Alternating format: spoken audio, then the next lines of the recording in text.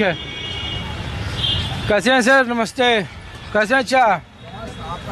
अरे हाँ, आपका कृपा और क्या। अरे हमारा कृपा काय रहेगा। बात किया जाए तो सर हम लोग तो दिल्ली में हम लोग पर टिका हुआ है। और क्या।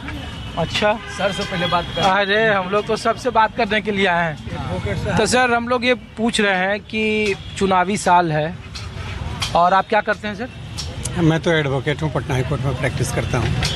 तो हम लोग तो यही पूछ रहे हैं कि चुनावी साल है और इस बार की राजनीति किस तरीके से देख रहे हैं आप लोग बिहार के पॉलिटिक्स को? बजट पेश हुआ, लोगों को उम्मीद थी कि जिस तरीके से विपक्ष प्रेशर बना रहा है कि 2500 रुपया महिलाओं के लिए या कुछ भी महिलाओं के लिए अनाउंस हो, जैसे महाराष्ट्र में हुआ, दिल्ली में हुआ, हरियाणा में हुआ, राजस्थान में हुआ, तो बिहार में भी ये परिपाटी चलेगी।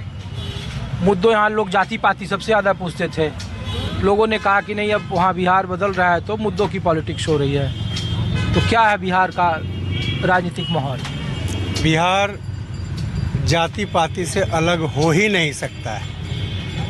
ये मामले तो रहेंगे ही। और जहाँ तक ये लोक लुभावन बजट की बात है देने की महिलाओं को चाहे और किसी को,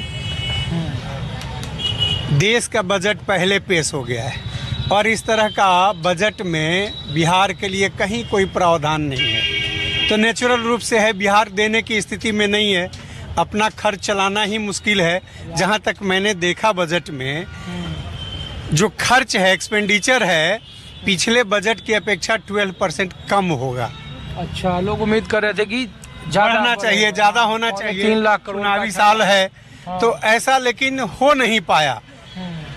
और 7 एयरपोर्ट की बात है और इस तरह का चीज़ है, तो पहले से एयरपोर्ट है, उसको रिनोवेट करके बनाने की बात है, चलने लायक बनाने की बात है। हो कहाँ रहा है? 10 वर्ष हो गए पूर्णिया के एयरपोर्ट का, लेकिन अभी तक ये ऑपरेटिव नहीं हो पाया।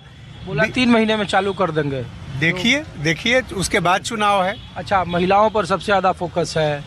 पिंक बस होगा, जिम होंगे, कई सारे और योजनाएं लाएगी सरकार, तो महिला सेंट्रिक है। नहीं, ये नीतीश कुमार जी पहले करते रहे हैं, जैसे पोशाक योजना, साइकिल योजना लड़कियों के लिए, और भी दोगुना कर दिया जो हाँ, तो ये करते रहे हैं। नीतीश जी की ये खूबी है, ये माना जा सकता है। वो कर सकते हैं, कोई वैसी काम कर सकते हैं। लेकिन अब बुलेट ट्रेन चलाने की बात हुई है, तो मुझे तो नहीं लगता है कि इस बिहार में बुलेट ट्रेन उतना वायबल हो सकता है।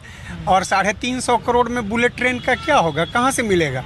बात हो रही है कि माला माल हो जाएंगे किसान उस खेत के जो किए जा रहा है। मैं जो व्यक्तिगत रूप से जानता हूँ, जो सर्वे हो रहा है, ये बहुत पहले से चल रहा है, जहाँ 2 लाख से ऊपर डिसमिल वहाँ का ज़मीन का कीमत है मार्केट में। 28,000 रुपया मिल रहा है भोजपुर के उन जिलों को, गाँवों में। तो बात बताइए वकील साहब कि 20 साल से बिहार में मुख्यमंत्री के तौर पर नीतीश कुमार काबिज हैं। इस चुनाव में क्या उनके खिलाफ सत्ता विरोधी लहर है, एंटी इनकम्बेंसी जिसको बोलते हैं, या फिर उनका इमेज जैसे 20 साल पहले था 2005 में वैसा ही आज भी है? व्यक्तिगत तौर पे नीतीश कुमार की इमेज अच्छी है, लेकिन जो संगत उनका रहता है उसमें बदलाव होते रहता है। और विरोधी पार्टी जो है उसकी जो है लोगों के बीच में उनका जो छवि है वो उपयुक्त नहीं है। कमियां तो बहुत है इस सरकार में, लेकिन उन कमियों को नीतीश कुमार में कमी है। नीतीश कुमार क्योंकि चेहरा तो वही है। नीतीश कुमार में कमी का अभाव है। नीतीश कुमार में खोजिएगा तो बहुत मुश्किल से कमी निकली। एनडीए की ताकत भी है। यही एनडीए की ताकत है।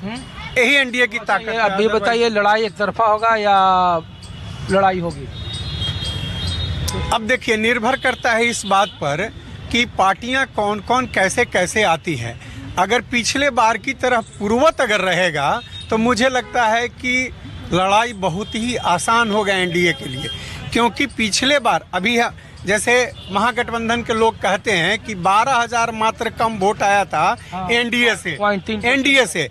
लेकिन ये गौर करने की चीज़ है कि पिछले बार चिराग पासवान को जो वोट आया था वो वोट कहाँ जाएगा? उसके लिए तो माइनस हुआ था जो एनडीए का। वो तो एक और पार्टी जनसुराज आ गई, उसके लिए भी प्रेडिक्शन लोगों का। जनसुराज का तो देखे, महागठबंधन का 3 जीता हुआ था रामगढ़, तरारी और बेलागंज, और तीनों एनडीए जीत गया। जन स्वराज का फायदा तो ये मिला, तो कैसे कहा जाए।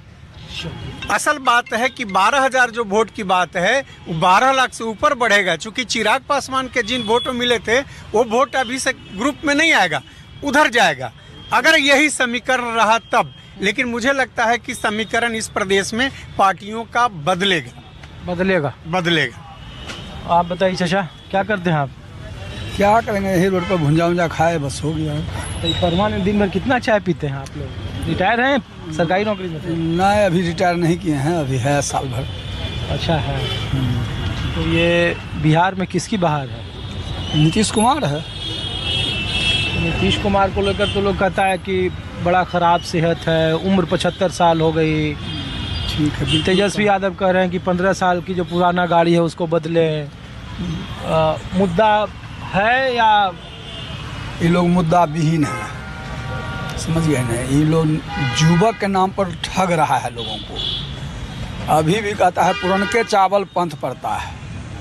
नीतीश कुमार थोड़ा लड़खड़ाते हैं तो वो सुधार हो सकता है, लेकिन ये नवयुवक जाएंगे तो बना हुआ काम सब उल्टा हो जाएगा। अरे तो उसी नवयुवक के लिए निशांत कुमार की एंट्री के लिए निशांत कुमार को एंट्री नहीं किया जा रहा। निशांत कुमार का एंट्री इसलिए किया जा रहा है कि केंद्र में नीतीश के बदौलत सरकार चल रही है, इसलिए नीतीश को ठंडा करने के लिए निशांत कुमार को लाया जा रहा है और नीतीश को ले जाएगा दिल्ली। तो कौन ठंडा कर रहा है? ठंडा कर रहा है मतलब अपना पार्टी एनडीए का आदमी लोग, बीजेपी, ताकि जब निशांत को हम मुख्यमंत्री बना देंगे या कैंडिडेट खड़ा कर देंगे तो ये लोग जो अभी उछल के ई पार्टी में, उछल के वो पार्टी में, ये नहीं होगा। क्या कि उनका लोभ होगा, हमारा बेटा खड़ा है, अगर हम दूसरे पार्टी में जाएंगे तो हमारा बेटा चला जाएगा। ये तो सबसे ज़्यादा तेजस्वी यादव पैरोकारी कर रहे हैं कि नीतीश कुमार के बेटे को आना चाहिए, नहीं, चिराग पासवान को आना चाहिए। हाथी का दांत जो होता है ना, दो रंग का होता है, एक देखने वाला, एक खाने वाला। ये जो बोल रहे हैं पब्लिक के बीच में भ्रम डाल रहे हैं ताकि लोग ये न कहे जो उसको विरोध कर रहा है, छोटा भाई के नाम पर उसका विरोध कर रहा है। ये कुछ नहीं है, अंदर से कुछ नहीं है। ये पब्लिक को भ्रम में डालने की बात। एक बात बताइए, क्या नाम हुआ आपका? मेरा नाम हुआ दिनेश प्रसाद। टाइटिल भी तो कुछ बताइए। टाइटिल भी बता। पांडे। बिहार में तो सबसे ज्यादा लोग जात पूछता है। बिहार में जात आता है, यही तो बिहार को ले डूबा। इससे जिस दिन ऊपर हो जाएगा उतना बिहार बहार में कहलाएगा। अच्छा एक बात बताइए, छोड़िए वो सब बात।